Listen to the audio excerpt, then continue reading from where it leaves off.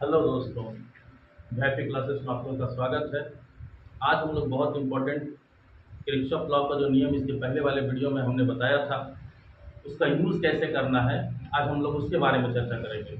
यदि आप लोगों ने पिछले वीडियो को अगर नहीं देख पाए हैं तो उस वीडियो को जाकर ज़रूर देखें, तभी आपको आने वाले जो भी वीडियोज़ होंगे वो आपको सही से समझ में आएगा।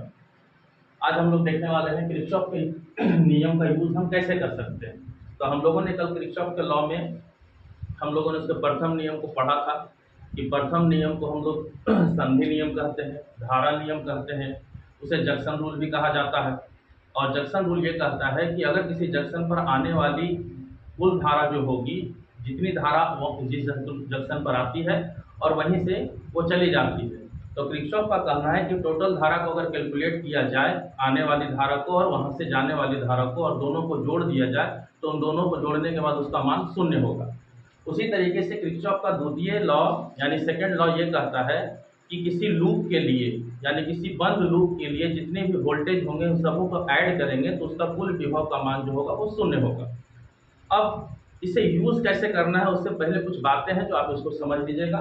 उसके लिए देखिए डाटा यहाँ पर दिया हुआ है, जिससे हम आपको ये बताएंगे कि किरचॉफ का लॉ यूज़ करके हम इससे क्या निकाल सकते हैं। तो किरचॉफ का लॉ निकालने के लिए या तो धारा का मान निकाल सकते हैं या तो विभवांतर का मान निकाल सकते हैं। अब इसके लिए यूज़ क्या है इसे देखिए। सबसे पहले आपको क्या करना है कि किसी भी कॉम्प्लेक्स सर्किट दिया हुआ है, इस सर्किट में सबसे पहले किरचॉफ का फर्स्ट लॉ अप्लाई किया जाएगा और उसके बाद सेकेंड लॉ को अप्लाई करेंगे। फर्स्ट लॉ के बारे में आप लोगों को कल हम बताए थे कि किसी भी जंक्शन के लिए जो आने वाली करंट होगी, यानी जंक्शन पे जो करंट आएगी और जो करंट यहाँ से जा रही है, इन सब का योग जो होगा उसका हम सम करेंगे तो वो जीरो आएगा। जैसे हम लोगों ने कहा, जैसे एग्जांपल आप देख लीजिए फर्स्ट लॉ के लिए प्रथम नियम। जैसे मान लीजिए ये कि यहाँ पे करंट आ रही है 2 एम्पियर की, यहाँ पे करंट आ रही है 4 एम्पियर की इस जंक्शन पे, यहाँ से करंट निकल गई सपोज मान लिए 3 एम्पियर। तो पूछा जाएगा कि बताइए ये करंट कितनी होगी। तो किरचॉफ का फर्स्ट लॉ में कल हम लोगों ने बताया था कि जो करंट आ रही है उसको प्लस मानिए और जो करंट यहाँ से निकल रही है उसे माइनस मानिए और दोनों को जोड़ करके उसका सम जीरो कर दीजिए। जैसे बताया गया था फर्स्ट लॉ में कि sigma I equal to zero होगा। तो जंक्शन पर आने वाली करंट कौन कौन सी है, तो 2 एम्पियर प्लस में लिखाएगा, 4 एम्पियर प्लस में लिखाएगा। जाने वाली करंट कौन कौन है, तो एक है 3 एम्पियर और इसकी वैल्यू हमें निकालना है, उसको मान लीजिए x और ये माइनस में होगा और टोटल इक्वल टू जीरो। अब यहाँ से इसको एडअप कर दीजिए, 4 2 6, 6 में से 3 गया 3 माइनस एक्स बराबर जीरो, तो x बराबर 3 एम्पियर। यानी कि इसमें से भी आपको 3 एम्पियर की करंट बाहर आ रही है। तो एडअप कीजिए, देखिए 6 एम्पियर की एंट्री हुई थी तो निकले भी कितनी एम्पियर, 6 एम्पियर की करंट निकली। इस तरह से हम जंक्शन रूल का इस्तेमाल करके, किरचॉफ का फर्स्ट लॉ का इस्तेमाल करके हम किसी जंक्शन पर से कोई भी करंट की वैल्यू अगर नहीं पता है तो उसको हम निकाला जा सकता है। अब ये तो रह गया फर्स्ट रूल में। फर्स्ट रूल में इतना सा बात समझ में आ गया। अब हम लोग देखते हैं कि सेकेंड लूप जो होती है यानी सेकेंड लॉ जो होता है उसका जब यूज करते हैं तो वोल्टेज को निकालने के लिए हमें क्या करना पड़ेगा। तो वोल्टेज को निकालने के लिए सबसे पहले हम लोग ये देखेंगे, उसकी कुछ रूल्स हैं, आप देख लीजिए। फर्स्ट रूल आपको समझा दिए, जंक्शन रूल होता है।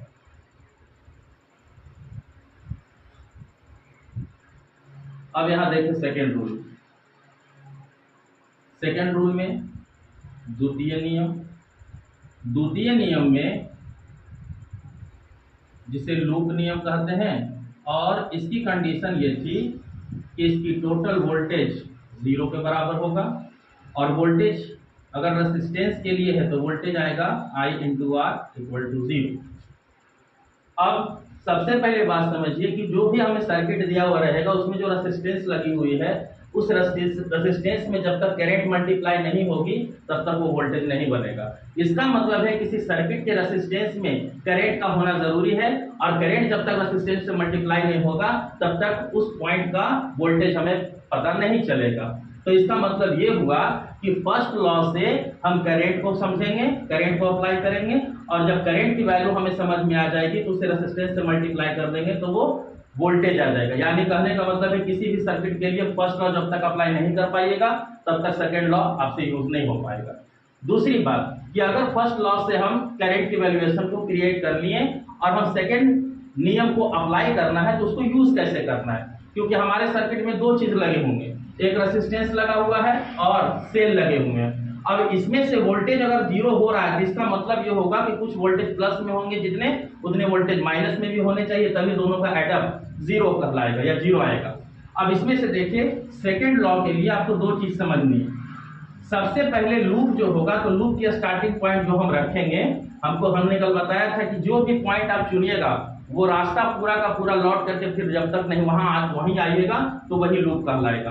अब इसके पहले आप एक बात समझिए, जैसे मान लीजिए कि ये एक रेसिस्टेंस लगा हुआ है, इस रेसिस्टेंस में करंट पॉइंट P से पॉइंट Q की ओर जा रही है और सपोज मान लीजिए इसका रेसिस्टेंस है R, तो करंट हमेशा किधर से किधर चलती है, तो आंसर है करंट हमेशा हायर पोटेंशियल से लोअर पोटेंशियल की ओर चलती है, हायर पोटेंशियल से लोअर पोटेंशियल की ओर। ठीक है, जैसे पानी किधर से किधर बहती है तो आंसर है हाइट, ज्यादा हाइट से कम हाइट की तरफ। उसी तरीके से करंट भी हायर पोटेंशियल से लोअर पोटेंशियल यानी कि उच्च विभव से निम्न विभव की ओर सफर करती है। अब बात यहाँ पर क्या है कि मान लीजिए करंट इधर से चल रही है तो इसकी वैल्यू हो गई I × R।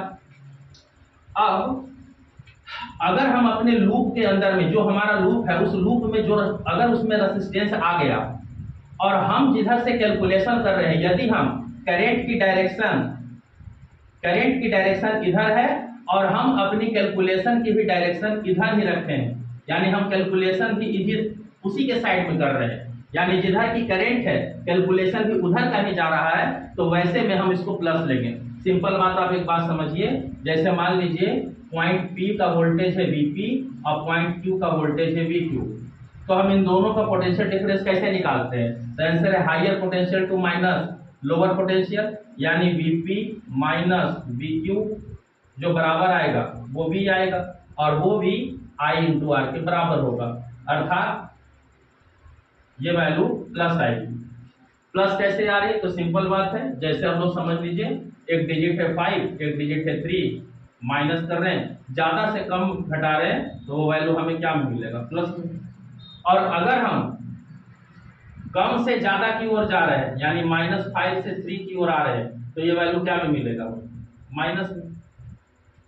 सिंपल बात है। तो कब जब कोई वैल्यू प्लस में हमें कब मिलती है, तो आंसर है जब हायर से हम लोअर तरफ का डिफरेंस निकालते हैं, और जब कोई वैल्यू माइनस कब मिलेगी, तो आंसर है जब हम लोअर तरफ से हायर की तरफ जाएंगे तब हमें वो मिलेगा। अब ये बात को समझिए कि अगर हमारी कैलकुलेशन की डायरेक्शन यानी हम जो कैलकुलेशन कर रहे हैं उसी के डायरेक्शन में अगर करंट जा रही है तब वो वोल्टेज जो होगा वो प्लस माना जाएगा, अर्थात I × R प्लस होगा। अब माइनस कैसे होगा से देखिए, हो सकता है कि जिस लूप में हम हैं और ये इसके लिए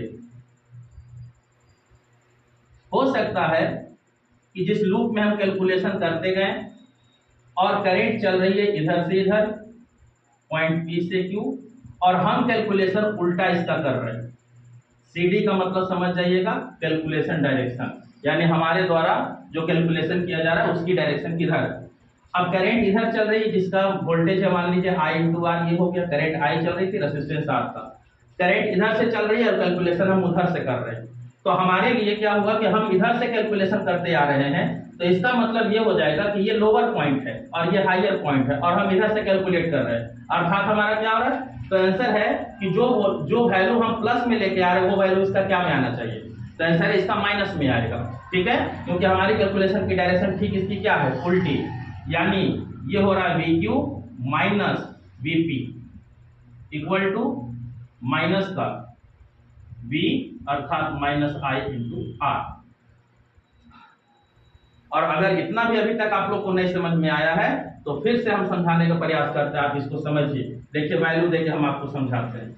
मान लीजिए यहाँ का वोल्टेज है, इस जगह P पॉइंट का वोल्टेज है 20 और यहाँ का वोल्टेज है 5, तो ये हुआ हायर पोटेंशियल और ये हुआ लोअर पोटेंशियल, करंट 20 से 5 की तरफ जाएगी। ठीक है, तो इसका पोटेंशियल डिफरेंस कितना होगा, तो आंसर है 20 है हायर और 5 है लोअर, माइनस हो जाएगा 15 वोल्ट। ये 15 वोल्ट क्या में आया, तो आंसर है प्लस में। अब यही सिचुएशन को यहाँ अप्लाई कीजिए, यहाँ पर अभी भी 20 वोल्ट है और ये अभी भी 5 वोल्ट है, डायरेक्शन भी उस करंट का उधर ही है, हम इधर से कैलकुलेट कर रहे हैं। तो हमारे लिए फर्स्ट टाइम में कौन मिला, तो आंसर होता क्या है, तो फर्स्ट टाइम में हमको कौन सा मिला, 5 वोल्ट, और लास्ट में कौन मिल रहा है, यानी हम चल रहे हैं लोअर से हायर की तरफ। तो हम अगर 5 को -20 वोल्ट से घटाएंगे तो ये माइनस का 15 वोल्ट है। तो ये माइनस क्या शो कर रहा है, दोनों की वैल्यू सेम है। एक तो सबसे पहली बात कि वोल्टेज जो होती है वो अदिश राशि होती है, उसको डायरेक्शन से कोई मतलब नहीं। लेकिन ये प्लस माइनस यहाँ क्या शो कर रहा है, प्लस यहाँ पर ये शो कर रहा है कि हम जिधर से कैलकुलेशन कर रहे थे करंट की डायरेक्शन भी उधर ही है, और यहाँ पर माइनस ये शो कर रहा है कि हम जो कैलकुलेशन की डायरेक्शन रखे हुए हैं ठीक उसके विपरीत में करंट चल रही है। तो प्लस और माइनस का मतलब सिंपल यही बात होती है कि करंट की डायरेक्शन में अगर आपकी कैलकुलेशन है तो वोल्टेज प्लस में रहेगा, और करंट की डायरेक्शन के विपरीत में आपकी वोल्टेज है तो उसकी वैल्यू माइनस में रखना। बस सिंपल यही बात है। तो जब हम द्वितीय नियम का यूज करेंगे और जब कहीं हमें रेजिस्टेंस मिलेगा तो उस समय हमको इस बात का ख्याल रखना है कि हम करंट की डायरेक्शन में यूज कर रहे हैं कि करंट के विपरीत हमारी कैलकुलेशन चल रही है। अगर करंट की डायरेक्शन में होगा तो प्लस लिखेंगे और करंट के विपरीत अगर होगा तो माइनस लिखेंगे। अब तो यह हो गया रेजिस्टेंस की बात। अब थोड़ा सा ध्यान कीजिए कि अगर हमको इसमें सेल लगी हुई है, अब सेल की कंडीशन क्या है उसको समझिए। जैसे यहां पर बता देते हैं सेल के लिए। अब जैसे देखिए ये बैटरी का प्लस छोर है और ये माइनस, तो बैटरी का ये प्लस है और ये माइनस है। तो जब हम लूप में हम आएंगे तो इस बैटरी की अपनी एक वोल्टेज होती है, इसमें हम किसी भी तरीके का यूज मतलब I इंटू आर करने की हमें आवश्यकता नहीं, क्योंकि इसकी अपनी वोल्टेज होती है। इसमें रेसिस्टेंस होता है इसलिए इसमें I से मल्टीप्लाई करते हैं तब वो वोल्टेज बनता है। बैटरी खुद वोल्टेज क्रिएट कर सकती है। तो इसकी वोल्टेज है मान लीजिए E, और ये जो प्लस माइनस है ये हमें क्या बता रहा है कि करंट किधर से किधर चलेगी, हायर से लोअर, ऐसा। तो अगर हमारे सर्किट में हमारे लूप के अंदर में अगर कभी भी अगर बैटरी आ गई और बैटरी हमारी कैलकुलेशन की जो डायरेक्शन है, कैलकुलेशन की डायरेक्शन CD, ये बात को समझ लीजिएगा, कैलकुलेशन की डायरेक्शन हम उसको कैलकुलेट जब लूप में करते जाएंगे तो उस समय अगर हमको बैटरी का प्लस वाला छोर पहले मिल रहा है और बाद वाला छोर माइनस मिल रहा है तो इसका मतलब ये हायर से लोअर जा रहा है। तो उस समय हम यहाँ पर के वोल्टेज का वैल्यू प्लस लिखाएगा। और यदि हमको लूप में हमने अपने कैलकुलेशन की डायरेक्शन में ये पाया कि बैटरी ऐसा ही लगा हुआ है और हम जो है उसकी उल्टी दिशा से आ गए, कैलकुलेशन की डायरेक्शन हमारी उसकी उल्टी हो गई है, तब इस बैटरी की जो वैल्यू होगी वो उसे हम -E में लिखेंगे। ठीक है, मीनिंग समझ में आ रहा है। तो अब इस बात को आपको दिमाग में रखना है। अब एकदम आपको दिमाग में नहीं याद आ रहा है कि हम कब प्लस रखेंगे कब, तो सिंपल बात रूल समझ लीजिए कि अगर आपके कैलकुलेशन की डायरेक्शन में बैटरी का प्लस वाला प्लेट आ गया तो प्लस लगा देना, और यदि आपके कैलकुलेशन की डायरेक्शन में पहली बार प्लेट जो है माइनस वाला आ गया तो उसकी वैल्यू माइनस में रखना। बस इतना से ज्यादा आपको नहीं सोचने की आवश्यकता है। अब इसको अप्लाई कैसे किया जाएगा, कैसे इसको बनाया जाएगा, उसके लिए हम एक एग्जाम्पल रखे हुए हैं। आपको इस एग्जाम्पल के जरिए हम इसको समझाएंगे कि इसका यूज कैसे किया जाता है फर्स्ट लॉ और सेकंड लॉ को यूज करके, और ये बात को आप समझ लीजिए। आपको सेकंड लॉ में थोड़ा सा परेशानी हो रहा होगा, लेकिन अब परेशानी हमें लगता है, उम्मीद है कि ऐसा नहीं लगेगा। ठीक है, सिंपल बात समझना है। हमारी कैलकुलेशन की डायरेक्शन में अगर वोल्टेज हमें मिल रहा है तो हम प्लस लिखना है, और हमारी कैलकुलेशन की डायरेक्शन की ठीक वोल्टेज वोल्टेज माइनस की तरफ मिल रहा है, उल्टा जा रही है करंट, तो हम उसे माइनस में लिखेंगे। ठीक है, और अगर बैटरी लगी हुई है हमारी कैलकुलेशन के डायरेक्शन में पहला प्लेट प्लस का मिला तो उसकी वैल्यू प्लस में, और अगर पहला प्लेट माइनस का मिला तो उसकी वैल्यू माइनस में। बस इसके अलावा कुछ नहीं। अब इसके बाद इसके ऊपर हम चर्चा करते हैं, उसके बाद इस रूल को अप्लाई करेंगे, आपको खुद ब खुद एकदम समझ में आ जाएगा। हमें उम्मीद है कि आप लोग समझ गए होंगे, और अगर नहीं समझ पाएंगे, कुछ दिक्कत होगा तो कमेंट बॉक्स में जरूर बताइएगा, हम फिर से इसको बताने का प्रयास करेंगे। ठीक है, चलिए इसका स्क्रीनशॉट ले लीजिए।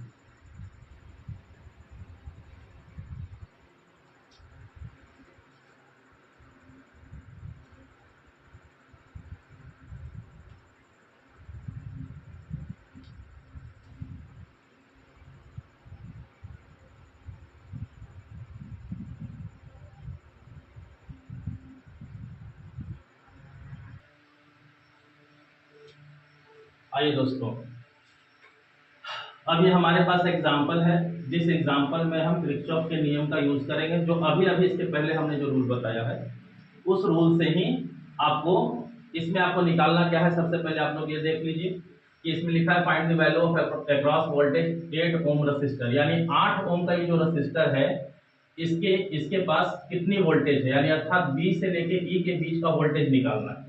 तो अगर हम वोल्टेज निकालते हैं तो वोल्टेज के लिए हमको क्या चाहिए, तो आंसर है उसके लिए चाहिए आई और उसके लिए चाहिए आर, जो कि आर हमें दिया हुआ है 8 ओम। यानी कहने का मतलब है जो बीसी जो ब्रांच है, तो ब्रांच के बारे में भी आपको बताए थे कि एक जंक्शन से दूसरे जंक्शन के बीच का जो रास्ता है यानी जो पथ है वो हमारे लिए ब्रांच होता है।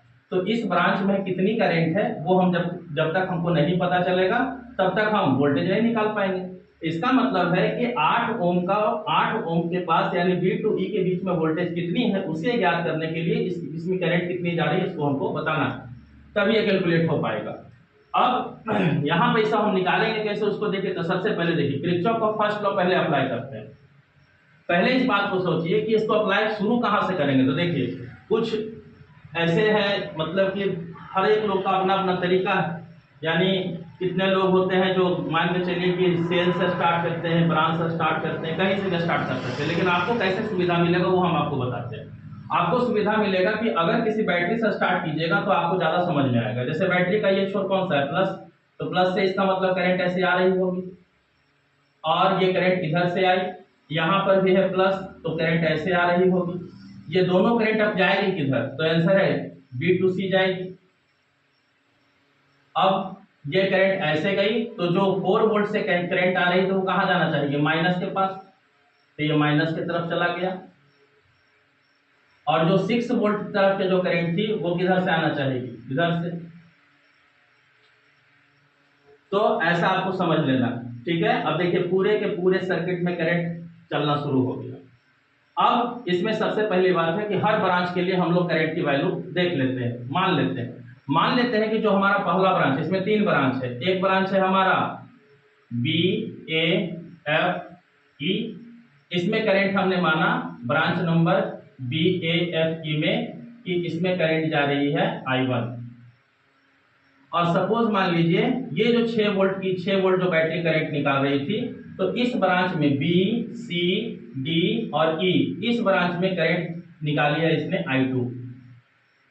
अब गौर से देखिए यहां से करंट ये निकाला I1, ये निकाला I2, और I1 और I2 दोनों जंक्शन पे आया है। तो याद कीजिए फर्स्ट लॉ क्या कहता है, आने वाली जो करंट होगी उसे प्लस में रखना है और जो वहां से निकल रही होगी उसको क्या में लिखना है, माइनस में। तो इसका मतलब ये हुआ I1, ये हुआ I2, दोनों एंट्री लिया और यहां से जो जाने वाला है उसको मान लिए I3। अगर इसे I3 मान लिए तो I1 और I2 और I3, यानी कहने का मतलब इस ब्रांच में जो I3 है वो कौन सा करंट है, तो आंसर है I1 और I2 दोनों इसी के साथ गया है। तो मतलब कहने का मतलब इस ब्रांच में जो I3 है वो एक्चुअल में I1 प्लस I2। अब देखिए यहां से करंट जा रही है कौन, I1 प्लस I2, और फिर यहां से करंट कितनी निकली I1, और फिर इधर से कितनी आ गई I2। तो देखिए जो सर्किट में पूरा पाथ में I1 I2 गई थी, यहां से आ गई थी I2, और I1 यहां से निकली तो वो भी I1 अपनी जगह पे पहुंच गया। तो इस ब्रांच में B से E के ब्रांच में करंट हमने कितना माना है I3, और I3 में कौन है I1 प्लस I2। अब हमारा फर्स्ट लॉ जो है यहाँ पर फिलहाल अप्लाई हो गया कि हमने सारे करंट को वैल्यूएट कर दिया। अब हम लोग सेकेंड अप्लाई करते हैं, यानी कहने का मतलब ये हुआ कि इसमें कहाँ गया, हाँ इसमें पूरा I1 चल रहा है। तो देखिए अगर इसका वोल्टेज निकालना होगा तो ये क्या हो जाएगा, I1 में, यानी यहाँ I करंट है और ये रेसिस्टेंस है, करंट और रेसिस्टेंस का मल्टीप्लाई करते हैं V equal to I into R। तो यहाँ का वोल्टेज जब अक्रॉस निकालेंगे तो ये हो जाएगा 2I1। जहां जहां रेसिस्टेंस है वहां वहां उसके करंट से मल्टीप्लाई करना है हर ब्रांच के। जैसे यहाँ का रेसिस्टेंस है 1, तो यहाँ में इसमें करंट कितना चल रही है I2, तो यहाँ हो गया 1I2। बैटरी में हमको करंट से मल्टीप्लाई नहीं करना है क्योंकि खुद वोल्टेज है, ठीक है। इसमें करंट कितनी जा रही है 6, तो ये हो गया 6I1, मल्टीप्लाई I1 से कर दीजिए। तो जिस ब्रांच में जो रेसिस्टेंस है और जिस ब्रांच का जो करंट है उससे मल्टीप्लाई करेंगे तो वो उसका वोल्टेज बताएगा। तो फर्स्ट लॉ हम लोगों ने यहाँ पर अप्लाई कर लिया, सब जगह करंट की वैल्यूएशन हम लोगों तय कर लिया कि हर ब्रांच की करंट कितनी है। तो ब्रांच हमारा कौन कौन सा था, तो ब्रांच हमारा देख लिए बी ए एफ ई एक ब्रांच था, फिर बी ई एक ब्रांच था, बी सी डी ई, ये तीनों ब्रांच में करंट हमने पता कर लिया। ठीक है, पहला ब्रांच में है I1, दूसरा वाला ब्रांच में है I2, और ये जो बी ई है उसका ब्रांच का है कितना I3। हमको निकालने क्या कहा है, 8 ओम का, 8 ओम में वोल्टेज कितनी, तो ब्रांच बीई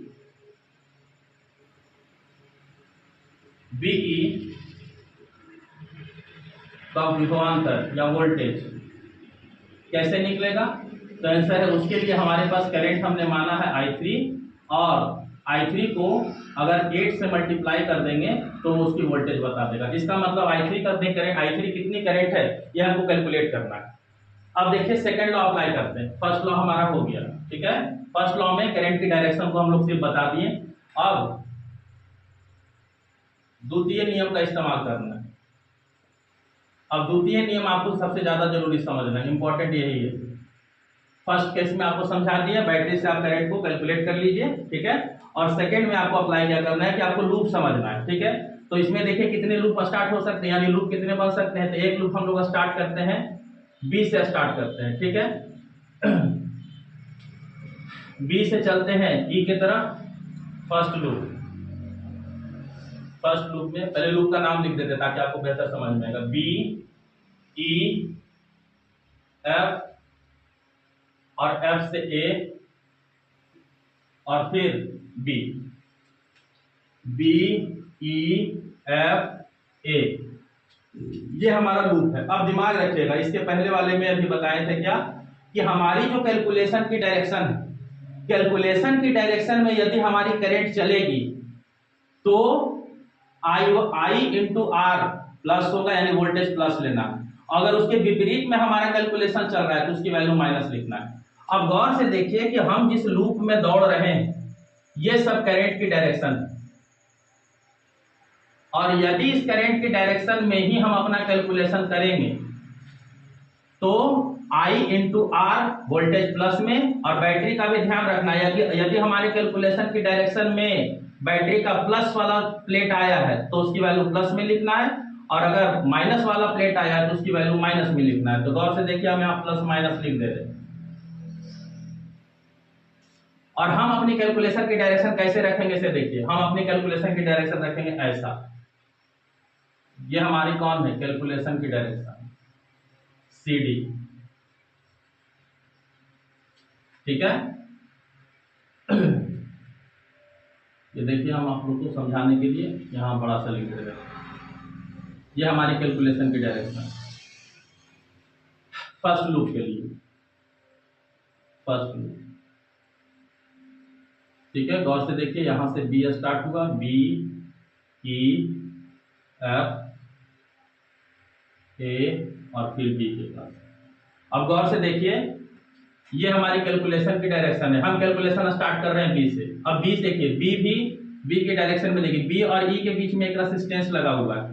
सीडी की भी डायरेक्शन देखिए, यानी हम इधर से कैलकुलेट कर रहे हैं तो इसमें करंट कितनी जा रही है, I3, कितना का रेजिस्टेंस लगा हुआ है 8 ओम का। तो बताएं कि रेजिस्टेंस का जो वैल्यू है और उसके करंट के वैल्यू से मल्टीप्लाई कर देंगे, I इंटू आर करेंगे तो वहां का वोल्टेज हमें पता चलेगा। तो 8 ओम का भी वोल्टेज हमारे पास कितनी, 8I3। तो प्लस लिखना है कि माइनस, तो देखिए हम इधर ही चल रहे हैं और करंट भी इधर ही चल रहा है, इसलिए इसकी वैल्यू को हम लोग लिखेंगे 8I3। I3 क्या है, तो आंसर है करंट हो गया सब V equal to I into are.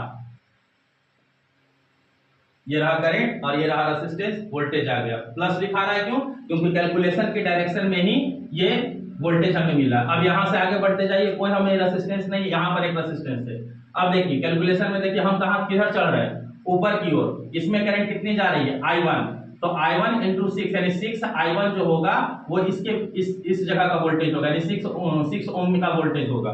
तो ये देखिए कैलकुलेशन की भी डायरेक्शन इधर ही है और हम भी इधर ही जा रहे हैं, तो प्लस में 6, वहां उस ब्रांच की करंट कितनी है, I1।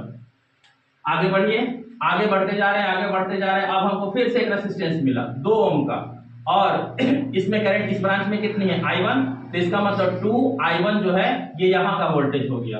तो कैलकुलेशन की डायरेक्शन देखिए इधर का ही है और हम भी इधर ही चल रहे हैं ऐसा, तो ये भी लिखाएगा प्लस में 2i1। अब आइए देखिए हमको अब बैटरी मिला, हम कैलकुलेशन इधर से करते जा रहे हैं और बैटरी का हमें देखिए कौन सा छोर मिल रहा है, माइनस।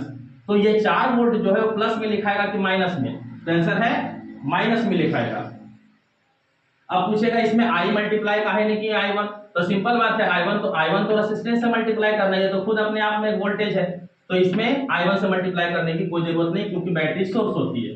अब द्वितीय नियम क्या कहता है कि हमने लूप पूरा कर लिया, 4 वोल्ट आते हुए देखिए कोई रेसिस्टर नहीं मिला, बी के पास पहुंच गया, तो सेकंड लॉ ये कहता है कि सब वोल्टेज को आपस में ऐड करोगे तो हमको कितना मिलेगा, 0।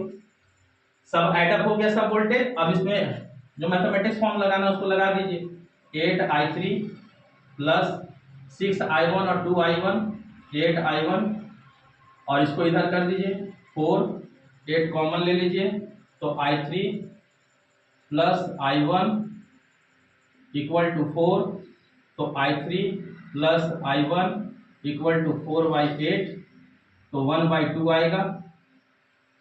तो 1/2 की जो वैल्यू है वो हमने लिख दिया 0.50। ये इस लूप से एक इक्वेशन आया। अब देखिए अगला, फिर हमको सेकेंड लूप लेना है। अब एक स्टार्ट करते हैं लूप, देखिए कहां से, फिर से यहीं से स्टार्ट करते हैं। अब गौर से देखिए कि अब हम चलते हैं सेकंड लूप में, बी से सी की तरफ, सी से डी की तरफ, डी से ई की तरफ, ई से बी की तरफ। तो इसका मतलब ये होगा कि हमने सेकंड लूप के लिए अप्लाई क्या करेंगे, चलते हैं बी से, आपको जैसा पसंद हो उधर से चलना, ठीक है, या तो आप इधर से भी चल सकते हैं, इधर से भी चलिएगा तो कोई दिक्कत नहीं है, ठीक है। बी से ई की तरफ चलिए, ई से डी की तरफ चलिए और डी से सी की तरफ और सी से बी की तरफ, जैसा आसान लगता है। अगर आपको कैलकुलेशन की डायरेक्शन में करंट मिल रहा है आप उधर से भी कीजिए, और अगर आपको उल्टा चल रहा है तो उल्टा कीजिए। अगर करंट की डायरेक्शन में रखेगा तो प्लस लिखना है, और अगर करंट की उल्टी डायरेक्शन में है तो माइनस लिखना है। तो हम उसका उलट करके बताते हैं आपको, ताकि आपको समझने में फिर कोई परेशानी न होगा कि कब माइनस लिखना है कब प्लस लिखना है। अब देखिए इसमें जो कैलकुलेशन की डायरेक्शन है, अब देखिए करंट ऐसे चल रही है, हम कैसे स्टार्ट कर रहे हैं ऐसे देखिए,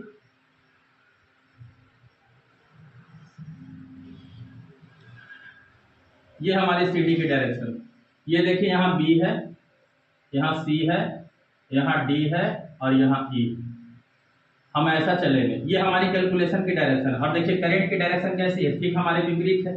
तो अब जो इसमें आई और आर हमको लिया जाएगा वो माइनस में लिखेंगे। जैसे देखिए लूप का नाम क्या है, B C D E B, ठीक है। अब आइए यहां से, इस ब्रांच में टोटल करंट कितनी है, I2, और इस ब्रांच में कितनी है, I3। अब हम ऐसे कैलकुलेशन कर रहे हैं, देखिए करंट चल रही है ऊपर और हमारी कैलकुलेशन है नीचे, तो इस रेजिस्टेंस यानी 4 ओम की वैल्यू से I2 में गुना करेंगे तो वो वैल्यू प्लस में होगा कि माइनस में। तो आपको समझ में आ रहा है, हम कैलकुलेशन कर रहे हैं नीचे और करंट जा रही है ऊपर, इसका मतलब क्या होगा, माइनस में। तो इसका मतलब इसको हम लिखेंगे माइनस का 4I2, फिर अब प्लस होगा कि माइनस हो, देखते जाइए। यहां से हमारी कैलकुलेशन के डायरेक्शन में आइए, देखिए बैटरी हमें मिला, बैटरी हमें क्या वोल्ट का, 6 वोल्ट का। अब इसका कौन सा प्लेट मिल रहा है, तो आंसर है प्लस का। ध्यान दीजिए हम लोग ऐसे चल रहे हैं, ऐसा, ये हमारा है कैलकुलेशन की डायरेक्शन। अब देखिए हम लोग ऐसे आ रहे थे, ये वैल्यू माइनस में मिला, जैसे ही यहाँ बैटरी के पास कौन सा प्लेट मिला है, प्लस वाला, तो प्लस वाला का वैल्यू हम प्लस में लिखेंगे बैटरी का, तो ये प्लस में हो जाएगा कितना, 6। आगे बढ़िए, कैलकुलेशन की डायरेक्शन इधर जा रही है, देखो करंट इधर है, I2 इंटू 1 यानी 1I2 को क्या में लिखेंगे, प्लस में कि माइनस में, तो इसलिए क्या में लिखाएगा, माइनस में। तो 1 में I2 से मल्टीप्लाई करेंगे तो I2 का ही होगा। आगे बढ़ते जाइए, ये करंट ऐसे जा रही है, हम लोग ऊपर की ओर जा रहे हैं। ऐसा चलते चलते जब इधर आना शुरू हुए तो देखिए हम चल रहे हैं इधर और करंट जा रहे हैं इधर, तो इसका मतलब यहाँ पर जो I3 है यानी 8I3 वो प्लस में लिखाएगा कि माइनस में। तो देखिए हम चल रहे हैं इधर से और करंट चल रही है इधर से, तो इसका मतलब क्या हुआ, माइनस का 8I3, और फिर कहां पहुंच गए, बी के पास। तो सिंपल हो गया, टोटल वोल्टेज इक्वल टू कितना, सेकंड लॉ क्या कहता है, 0। अब इसमें एक तरफ जो भी करना है कर लीजिए, देखिए 4I2 माइनस में और I2 माइनस में, तो ये हो जाएगा माइनस का 5I2 माइनस का 8I3 प्लस का 6 इक्वल टू 0। इसको एक तरफ कर लीजिए, ज्यादा आसान होगा, 5I2 प्लस 8i3 और ये दोनों चला गया तो इधर रह गया 6। ये देखो अब इस बात को आप समझ लीजिए कि आपको इसमें निकालना क्या, आप इसमें कुछ भी निकाल सकते हैं कि पहला ब्रांच में I1 का करंट कितना जा रहा होगा, I2 कितना जा रहा होगा, I3 कितना, I3 जब निकालेंगे तो I1 और I2 को जोड़ देंगे तो पता चल जाएगा कि I3 कितनी है। ठीक है, तो जैसे हम लोग 10th क्लास में इक्वेशन बनाते थे 2x + y = 3 और x + y = 4, कुछ भी ऐसा, इसको फर्स्ट इक्वेशन मानते थे, इसको सेकंड इक्वेशन मानते थे और उससे x y की वैल्यू निकाल लेते थे। तो जस्ट लाइक बस उसी तरीके से करना है, लेकिन इसमें थोड़ा सा परेशानी देखिए क्या है कि इसमें I3 और I1 है और इसमें I2 और I3, तो देखो कैलकुलेशन करने में दिक्कत होगा। इसलिए आप लोग जितना अधिक से अधिक दो यानी कम से कम I को प्रोवाइड कीजिएगा ताकि बनाने में आपको आसान हो। देखिए I3 को हम कन्वर्ट कर सकते हैं। I3 एक्चुअल में होता है कितना, तो I3 है I1 + I2 और प्लस ये देखिए I1 यहाँ देखिए लिखा हुआ I3, I1 प्लस कितना के बराबर I2, I1 और I2 एंट्री मारा, I3 इसको बना दिए तो एक्चुअल में I3 है कितना I1 + I2 को तो ये हो गया 0.50, I1 और I1 2I1 + I2 = 0.50, ये हमारे लिए फर्स्ट इक्वेशन हो गया। इसी तरीके से इसमें भी कन्वर्ट कर लीजिए 5I2 + 8I1 + I2 = 6, 5I2 + 8I1 + 8I2 = 6, तो 8I1 और 8 और 5 13I2 = 6। अब देखिए इक्वेशन दोनों सेम आ गया, इधर भी I1 I2 है और इधर भी I1 I2 है, इक्वेशन सेकंड हो गया। इस इक्वेशन फर्स्ट और सेकंड को अप्लाई करके आप I1 और I2 निकाल सकते हैं और I1 और I2 आ गया तो I3 को I1 और I2 को जोड़ करके I3 निकाल लिया जाएगा और जब I3 आ जाएगा तो उसमें 8 ओम का मल्टीप्लाई कर देंगे तो हमारा वो वोल्टेज आ जाएगा I3 से। अब इसको देखिए कैलकुलेट आराम से आप कर सकते हैं, कोई बड़ी चीज नहीं है। तो इक्वेशन फर्स्ट और सेकंड में हमारा कौन कौन सा है, तो फर्स्ट में है 2I1 + I2 + 0.50, 8I1 + 13I2 = 6। आप लोग जैसे इक्वेशन बनाते हैं उसी तरीके से यहाँ देखिए इक्वेशन फर्स्ट और इक्वेशन सेकंड, इक्वेशन फर्स्ट और इक्वेशन सेकंड जो है यहाँ से हम लोगों ने लिया, इसमें मल्टीप्लाई कर दिया 8I1 और ये हो गया 4I2 और ये हो गया 4 बचे के 20 यानी कि 2। अब इसको कैलकुलेट अगर कीजिएगा तो देखिए ये कट उठ करके आएगा आपका I2 = 0.44, उसके बाद 0.44 आ गया। ये I2 का मतलब हो गया क्या कि ब्रांच हमारा जो है जिसमें 1 ओम का रेजिस्टेंस लगा हुआ है, 4 ओम का रेजिस्टेंस लगा हुआ है, इन सब ब्रांच में आपका 0.44 एम्पियर की करंट जा रही है। अब इसी का I2 आ गया हमारा, तो इक्वेशन फर्स्ट में हम लोग रखे या इक्वेशन सेकंड में वैल्यू हम लोग निकालेंगे। तो इक्वेशन फर्स्ट हमारा था 2I1 + I2 = 0.50, इसमें देखिए I2 का वैल्यू हमने रखा 0.44, कैलकुलेशन हमने किया इसकी I1 की वैल्यू 0.03। अब ब्रांच हमारा जो है हमसे क्या पूछा गया था, 8 ओम का रेजिस्टर में कितनी वोल्टेज होगा, तो 8 ओम का रेजिस्टर का ब्रांच कौन सा है, बी से लेकर इधर बी तक है, इसमें करंट कितनी जा रही है I3 कितनी होनी चाहिए, तो देखिए I1 और I2 दोनों को आपस में ऐड करेंगे तो वो I3 के बराबर है। तो हमारा ये रहा I1, ये रहा I2 और ये रहा I1, दोनों का ऐड अप किया, I3 की वैल्यू आई हमारी 0.47। करंट हमें पता चल गया। अब अगर हमें करंट पता चल गया है तो हम इस ब्रांच का वोल्टेज निकाल सकते हैं। इस ब्रांच की वोल्टेज कितनी हो जाएगी, तो आंसर इस ब्रांच की वोल्टेज हमारे पास हो जाएगी यानी 8 ओम के प्रतिरोध का विभवांतर कैसे निकलेगा, तो इसका वोल्टेज निकलेगा I3 × 8, तो 8 × I3 हमारा है 0.47, तो यह हुआ 8 × 56 के 6 और 8 × 32 और 5 37 यानी 3.76। क्या, तो आंसर है 3.76 वोल्टेज आएगा।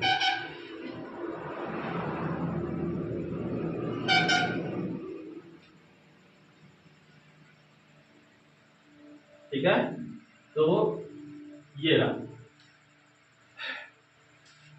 आप लोगों ने देखा कि ये कोई बड़ा कोई ज़्यादा कोई कैलकुलेशन नहीं है, बस सिंपल सी बात है कि आप लोग लूप को कैलकुलेट करने के लिए अगर समझ में आ गया तो ये सब बनाना आपके लिए बहुत आसान हो जाएगा, कोई बड़ी बात नहीं। सबसे पहला ध्यान ये रखना है कि कैलकुलेशन की डायरेक्शन रजिस्टर के पास कैसा है।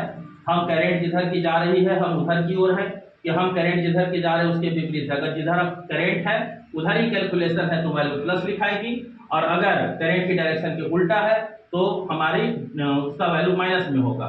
और अगर बैटरी में कैलकुलेशन के डायरेक्शन की तरफ से जा रहे हैं, बैटरी का प्लस प्लेट मिल रहा है तो प्लस में लिखाएगा उसकी वोल्टेज, और अगर उस छोटा प्लेट यानी माइनस वाला मिल रहा है तो माइनस लिखाएगा। बस इसी से दो इक्वेशन तैयार करना है। आप लोगों को यह ध्यान रखना है कि देखिए ज़्यादा से ज़्यादा करंट की वैल्यू को हर ब्रांच में अगर मानिएगा तो फिर कैलकुलेशन करने में आप ही को परेशानी होगा। जैसे इक्वेशन में x प्लस वाई जेड वगैरह ये सब दे देता है, उसके बाद जेड को भी निकालना है वाई को भी निकालना है, तो कैलकुलेशन करने में हमें ही परेशानी होगी। इसलिए आप लोग इस बात को दिमाग में रखिएगा कि जितना ज़्यादा से ज़्यादा कम से कम ब्रांच में करंट को कैलकुलेट करने का उपाय कीजिएगा, कैलकुलेशन बहुत आसान से रहेगा। हमें उम्मीद है कि आप लोग को ये क्लास बहुत बेहतर से समझ में आया होगा, ठीक है। और हम उम्मीद करते हैं कि आप लोग आने जो भी वीडियो आपको देखने के लिए मिल रहा है आप लोगों के लिए सहायक है। अगर ऐसा आप लोगों को लग रहा है तो हमें उम्मीद रहेगा कि आप हमारे चैनल को सब्सक्राइब भी कीजिएगा, बेल आइकन को दबाना भी नहीं भूलिए। और अगर कमेंट सेक्शन में कुछ बताने लायक है तो आप ज़रूर बताइए। 10th हो 12th हो इसके कुछ टॉपिक्स अगर आपको नहीं समझ में आ रहे हैं तो बेझिझक फिजिक्स हो केमिस्ट्री हो इसके हम आपको टॉपिक को क्लियर करने का प्रयास करेंगे, ठीक है। बहुत बहुत धन्यवाद। जय हिंद, जय भारत, थैंक यू।